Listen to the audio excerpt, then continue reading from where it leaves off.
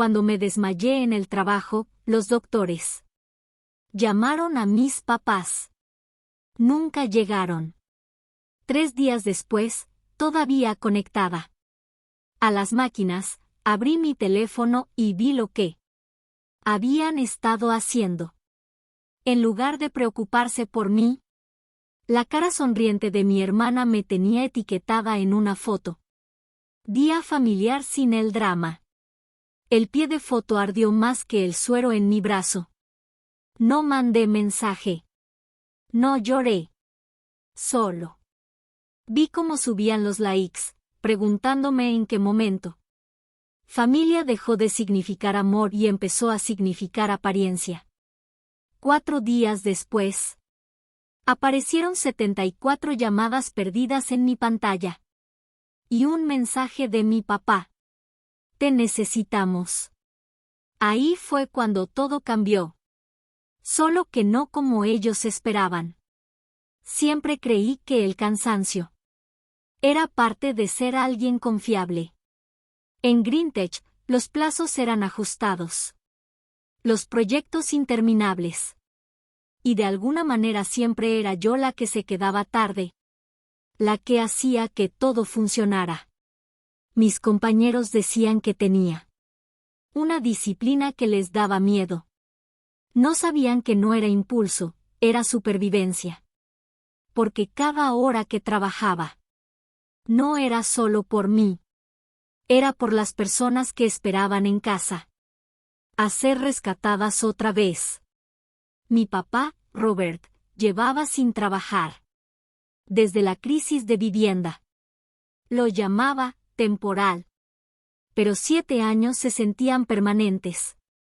Mi mamá, Elena, decía que solo necesitaba tiempo. Pero lo que realmente necesitaba era el sueldo de alguien más. El mío. Mi hermana Marisa, la influencer de la familia, siempre estaba lanzando algo nuevo. Una marca de bienestar, un podcast, una línea de velas. Cada proyecto fracasaba más rápido que el anterior. Mi apoyo venía en transferencias rápidas, etiquetadas como ayuda o solo este mes. Y Peyton, la más chica, aún en la escuela de diseño, le gustaba jugar a la pacificadora. Nunca discutía. Solo pedía prestado en silencio. Y se le olvidaba en voz alta. Desde afuera, parecíamos perfectos. Una familia sonriente en las fotos navideñas. Suéteres a juego y risas falsas. En línea, Marisa nos llamaba los Miller. Prueba de que el amor lo es todo. Publicó eso justo después de que yo pagara el seguro del carro de mamá y la multa por atraso de la hipoteca. Al parecer, el amor tenía saldo pendiente. El abuelo Joe era el único que siempre veía más allá. Había sido contador en un despacho legal por 40 años. Y podía leer a la gente como hojas de cálculo. No puedes auditar el amor, me dijo una vez. Pero sabes cuando los números dejan de cuadrar. Me advirtió con suavidad. Que mis papás ya me veían como el plan de respaldo. No quise creerle. Me criaron para pensar que la lealtad arreglaba todo. Así que seguí arreglando. Pagué lo que no debía. Sonreí cuando no debía. La verdad es que tenía miedo de parar. Miedo de que, si alguna vez decía que no, por fin me mostraran cuánto valía realmente su amor. La noche antes de que me desmayara, seguía en la oficina a las 10 de la noche, mirando planos en los que ya ni podía concentrarme. Mi pecho llevaba semanas apretado. Mi visión nublándose en las orillas. Pensé que era estrés. No lo era. Pero incluso entonces, mientras guardaba mi laptop, mi teléfono vibró con un mensaje de Marisa. ¿Puedes pagar mi renta? Te juro que el próximo mes te lo regreso. Escribí una respuesta. Luego la borré. Luego escribí otra vez. Claro. Ese fue el último mensaje que envié. Antes de que el piso subiera a recibirme. Las luces del hospital eran demasiado blancas. Demasiado limpias. Como si intentaran borrar lo que había pasado. Cuando abrí los ojos, todo estaba borroso. Las placas del techo, las líneas del suero. La enfermera preguntando si sabía dónde estaba. No respondí de inmediato. Aún intentaba recordar qué día era. Mi teléfono estaba muerto. Mi pecho dolía. El monitor a mi lado pitaba suavemente, marcando el ritmo de algo frágil dentro de mí. Cuando un doctor por fin explicó. Su voz era calmada pero lejana. Evento cardíaco. Tuviste suerte. De que tu compañero de trabajo actuara rápido. Suerte. Esa palabra dolió. Porque la suerte no debería ser lo que me mantuviera con vida. El amor debería haber hecho eso. Me dijeron que llamaron a mis contactos de emergencia, mis papás. Pero nadie contestó. Dejamos varios mensajes. Añadió la enfermera con cuidado. Como si temiera que la verdad doliera más que la aguja en mi brazo. Pasaron horas. Sin llamadas, sin visitas, nada. Vi la luz del sol cruzar la pared. Hasta desaparecer otra vez. Al tercer día. La enfermera entró con mi teléfono cargado. No debí abrirlo. Pero lo hice. Lo primero que vi. No fue una llamada perdida ni un mensaje. Fue una notificación. Te han etiquetado en una publicación. Mis dedos temblaron al abrirla. La foto cargó lentamente. Sol, agua del lago. Mi familia sonriendo alrededor de una mesa de picnic. Mi mamá con sus huevos rellenos. Mi papá con una cerveza. Peyton haciendo el signo de paz. Junto a Marissa, cuyo pie de foto brillaba. Debajo de sus caras perfectas. Día familiar sin el drama. Por un momento, no pude respirar. El monitor empezó a pitar más rápido. Siguiendo mi pulso. La ironía era casi poética. Me habían borrado. Mientras pretendían celebrar a la familia. Amplié sus rostros. Sonrientes, relajados, despreocupados. Nadie se veía culpable. Nadie se veía como si yo les hiciera falta. Una enfermera pasó. Y preguntó si necesitaba algo. Dije. No. Creo que ya tuve suficiente. No comenté, no llamé, ni siquiera mandé un mensaje. Solo me quedé viendo la pantalla hasta que se oscureció. Y mi reflejo me devolvió la mirada, pálida, cansada. Pero de repente tranquila. Ese tipo de tranquilidad que no viene de la paz, sino de la claridad. Para el cuarto día, empecé a caminar otra vez. Lento, inestable, arrastrando el soporte del suero. Como si fuera una segunda sombra. El doctor dijo que la recuperación tomaría semanas. No sabía que no solo mi corazón era lo que necesitaba sanar. Una mañana, mi teléfono vibró sin parar. 74 llamadas perdidas. Un mensaje de mi papá. Te necesitamos. Contesta de inmediato. No hubo un ¿cómo estás? No hubo disculpa. Solo urgencia. Orden. Pánico. Lo leí una vez. Luego otra. La absurdidad casi me hizo reír. Me ignoraron cuando más los necesité. Y ahora exigían que los salvara. Pero no llamé de vuelta. No esta vez. En lugar de eso, abrí mis contactos. Busqué otro nombre. Abuelo Joe. Mi pulgar se quedó sobre su nombre, el único que todavía significaba seguridad. Cuando presioné llamar, contestó al segundo timbre. Te escuché, dijo en voz baja. No tienes que explicar nada. Esa fue la primera vez en años que alguien me habló. Como si yo importara. El abuelo Joe llegó 40 minutos después. Aún con su vieja chamarra café. Y esa expresión que nunca revelaba nada. No me abrazó. Nunca fue de abrazos. Pero se sentó junto a mi cama de hospital. Como si lo hubiera hecho toda su vida.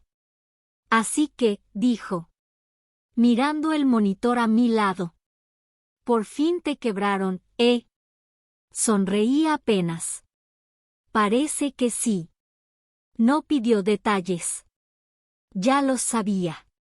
Esa era su manera. Entender en silencio. Como un cirujano. Se quedó todo el día. Hablando con mi enfermera. Asegurándose de que mi seguro cubriera todo. Cuando la persona de facturación mencionó unos saldos pendientes. Ni se inmutó. Sacó su tableta y empezó a escribir. ¿Qué haces?, pregunté. Haciendo inventario, dijo. Antes de cortar los hilos. Tienes que saber a dónde llevan. Revisamos todo. Mis cuentas bancarias. Mis transferencias automáticas. Los pagos del seguro del carro.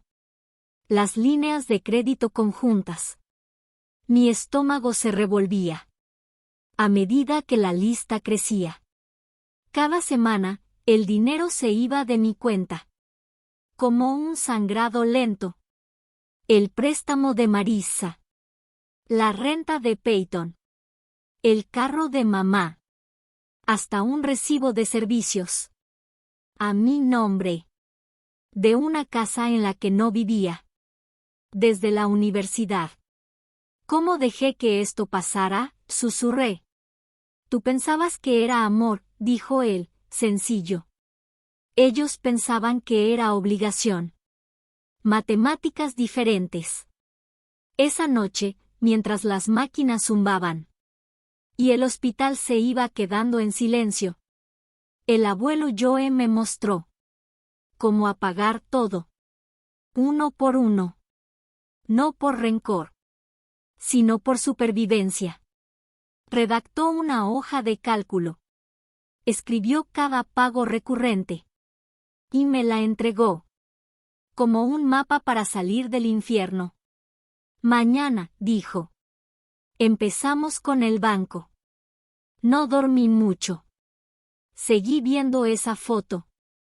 Sus sonrisas. La luz del sol. Y escuchando el pitido del monitor. Como una cuenta regresiva. A la mañana siguiente. Llamé al banco desde el hospital. La empleada reconoció mi voz. Había sido la confiable por años. Para el mediodía. Las transferencias automáticas habían desaparecido. La cuenta de Marissa, cancelada. El depósito de renta de Peyton, detenido. El seguro de mamá, removido. Cada clic. Se sentía como volver a respirar. Por la tarde. El teléfono empezó a vibrar. Primer mensaje de mamá. Apenas nos enteramos de lo que pasó. ¿Por qué no nos dijiste? Luego Peyton. ¿Podemos hablar? Todo fue un malentendido. No respondí ninguno. El abuelo Joe se sentó a mi lado. Leyendo el periódico. Fingiendo no mirarme. ¿Ya te sientes culpable?, preguntó al fin. Sí, admití. Un poco. Se te va a pasar, dijo. Doblando el periódico. La culpa es el impuesto. que pagan las buenas personas. Antes de ser libres. Al día siguiente. Salí del hospital. El abuelo Joe me llevó a casa. Mi departamento se sentía más pequeño de lo que recordaba. Como si las paredes estuvieran escuchando. Silencié mi teléfono. Lo desconecté. Y me quedé mirando por la ventana. Un buen rato. Luego una vibración. Otro mensaje de papá. Esto es serio. Llámame ahora. Todo se está desmoronando. Casi sentí lástima por él. Casi. Habían confundido mi silencio con rendición. No sabían que el silencio era el sonido. De que yo estaba recuperando el control. 2 días después, ya estaba de vuelta. En casa del abuelo Joe, en Portland. Una casita de un solo piso. Que olía ligeramente a café y madera vieja. Había despejado la mesa del comedor. Extendiendo carpetas como un general. Preparándose para la guerra. La luz de la tarde se filtraba en diagonal. Sobre montones de papeles. Historiales de pago, estados de cuenta. Cartas del seguro. Mis huellas financieras. Años de permitir en silencio. Toda historia deja un rastro en papel, dijo. La tuya simplemente está en dólares. No se equivocaba. Cuando terminamos, la imagen era clara. Yo no solo los había ayudado. Yo había financiado. La ilusión de su estabilidad. Sin mis ingresos. Todo lo que habían construido. La imagen, la comodidad, el control. Iba a colapsar. Y colapsó. Las llamadas se duplicaron. Mi buzón se llenó. Con la voz cuidadosa de mi mamá. Dulce por encima, afilada por debajo. Ava, cariño, no sabíamos que estabas en el hospital. ¿Por qué no nos dijiste antes? Luego, más suave, casi un susurro. Tu papá está preocupado por la hipoteca otra vez. Preocupado, no arrepentido. Los mensajes de Marisa llegaron después. Capturas de pantalla de su cuenta en ceros. Emojis dramáticos llorando. Y uno que decía: si no arreglas esto, lo voy a perder todo. Lo miré un rato largo. Antes de responder con una sola palabra. Bien. Después vino el intento de Peyton. Yo no soy como ellos, escribió. Por favor no me castigues por sus errores. Casi me reí. Dijo lo mismo cuando firmé como aval. En su contrato de renta el año pasado. El abuelo Joe me miraba desplazarse por la pantalla. La comisura de su boca temblando. Como alguien que ya había visto esta película. No están llamando porque les importas, dijo. Están llamando porque ya no tienen salida. Otra vez tenía razón. A la mañana siguiente. Un auto se quedó encendido. Afuera de mi edificio. Robert Miller, mi papá. Sentado en el asiento del conductor. Mirando hacia mi ventana. No mandó mensajes. No subió. Solo esperó. Como un cobrador esperando una confesión. No bajé. Esa tarde, llegó un mensaje nuevo. Estás a punto de destruir todo lo que construimos. Espero que entiendas el daño que estás causando. Todo lo que construimos. Lo leí 2 veces en voz alta. Solo para saborear la absurdidad. Se lo enseñé al abuelo Joe. Él solo asintió. Esa frase dice más de lo que él quiso decir. Y luego vino el video. Marisa lo subió esa noche. Un recorrido lento y dramático. Por nuestra casa de infancia. Ahora vacía. La cámara se movía. Sobre paredes desnudas y cajas regadas. Su voz temblando. Se llevaron todo, dijo. ¿Y adivinen quién dejó que pasara? El video cortó. A una foto mía sonriendo. Recortada de una Navidad familiar. De años atrás. El pie de foto. A veces la sangre no significa familia. Los comentarios explotaron. Lástima, compasión, juicios. Influencers lo compartieron. Mi bandeja se llenó. De desconocidos llamándome desagradecida. El abuelo Joe vio todo en silencio. Luego se levantó. Sacó su teléfono. E hizo 3 llamadas. En menos de 48 horas. Teníamos todos los documentos. Papeles de la hipoteca. Préstamos en mora. Cargos atrasados. Habían usado la plusvalía de la casa para pagar las tarjetas de Marisa. Y el emprendimiento de Peyton. Un estudio boutique de velas. Que nunca abrió. No tuve ni que exponerlos. Las matemáticas lo hicieron por mí. Aún así, presenté el reporte por fraude. El abuelo Joe y su abogado, el señor Kleene, prepararon una orden de cese y desistimiento. Nada de contacto. Nada de hacerse pasar por mí. 0 reclamos financieros. Lo enviamos por correo certificado. 1 para cada uno. Por primera vez en años. Dormí toda la noche. A la mañana siguiente. Desperté con mi teléfono vibrando sin parar. La cara de Peyton apareció. Por la mirilla del edificio. Discutiendo con seguridad. No estaba en la lista de visitantes permitidos. La vi caminando de un lado a otro afuera, con el teléfono en la oreja, probablemente llamándole a Marisa. No salí. Más tarde, el abuelo Joe volvió a aparecer, sosteniendo un sobremanila grueso. Hicieron algo estúpido, dijo. Adentro venían impresos correos electrónicos entre mis papás y un pequeño despacho de abogados.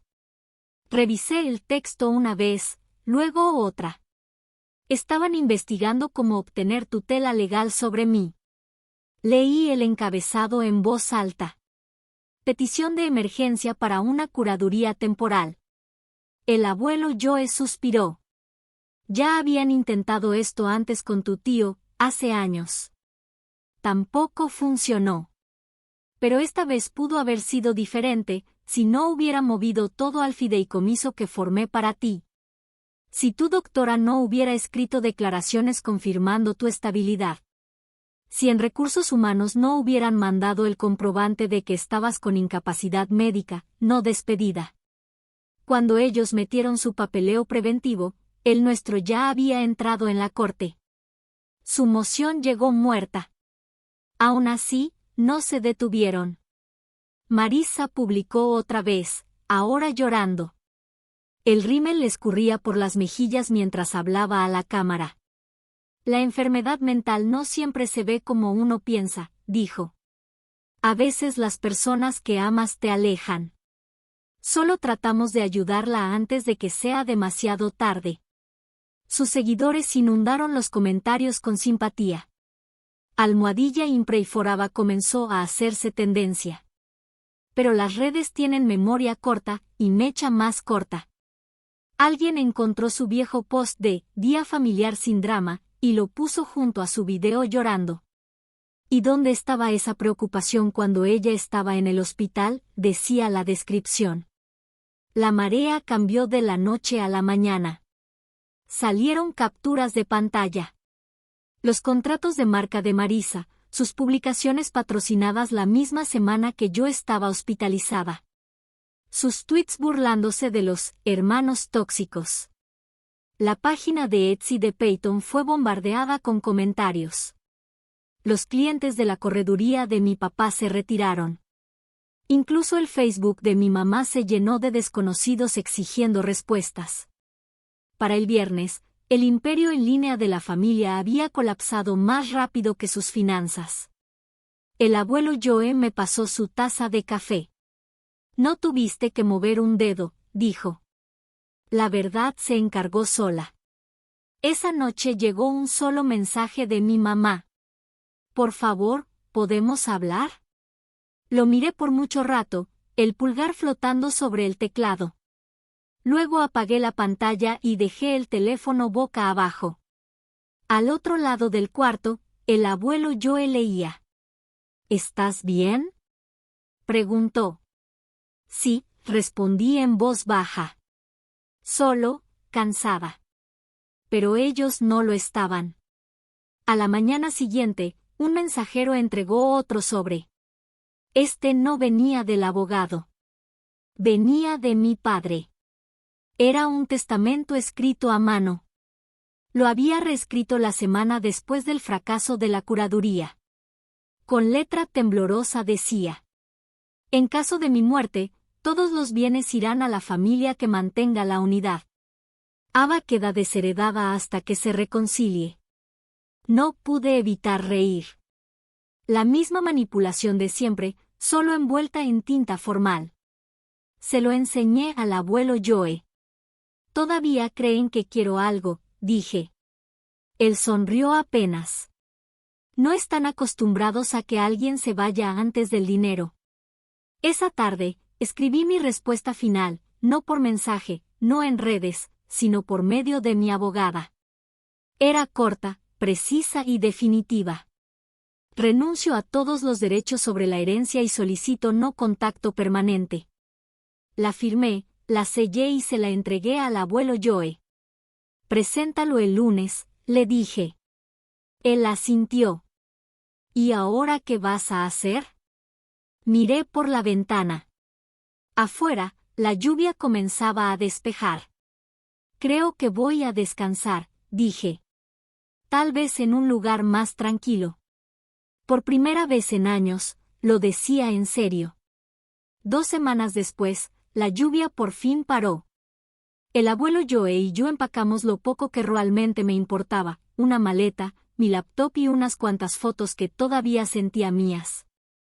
Condujimos hacia el este, rumbo a Colorado. Él dijo que quería ver las montañas de nuevo antes del invierno. No discutí. Solo miré la carretera volverse borrosa. Kilómetro tras kilómetro, el mundo por fin en silencio. La cabaña que rentamos estaba cerca de una cresta llena de pinos. Sin ruido, sin tráfico, sin familia. Solo silencio, limpio y honesto. Ahora trabajaba de forma remota para una empresa de tecnología verde, menos horas, sin presión. Mis días empezaban con café negro y terminaban con el sonido del viento raspando el techo. A veces todavía me llegaban mensajes, un primo preguntando qué había pasado realmente, un desconocido diciendo que vio las publicaciones en línea. No respondí. No lo necesitaba. Que creyeran la versión que los hiciera dormir en paz. Mi verdad ya no necesitaba testigos. El abuelo Joe se sentaba junto a la ventana, periódico en mano, pretendiendo no notar que yo respiraba más tranquila. Lo lograste, dijo una mañana. Rompiste el ciclo. Sonreí. Solo me costó todo. Él soltó una risa suave. Eso es precio de descuento.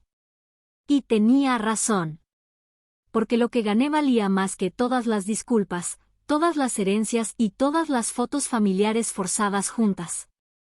Por primera vez en mi vida, no era la proveedora, ni la reparadora, ni la hija que le debe a todos. Era solo Ava, viva, sin dueños y finalmente libre. Antes creía que el silencio era derrota. Que alejarme era lo mismo que rendirme. Pero ahora sé que el silencio puede ser una elección, una frontera, una paz que no necesita permiso de nadie. Mi familia todavía intenta contactarme por medio de otras personas, tanteando si voy a romper el silencio. Nunca lo hago. Hay historias que no necesitan nuevos capítulos. Solo necesitan terminar. Si alguna vez te llamaron egoísta por ponerte a ti primero, ojalá esto te recuerde que elegir la paz no es traición. Es supervivencia. Ellos pueden quedarse con sus publicaciones, su lástima, su versión de la verdad. Yo me quedo con mi quietud, mi risa, mi vida. Si alguna vez tuviste que alejarte de tu propia sangre para sanar, comparte tu historia abajo.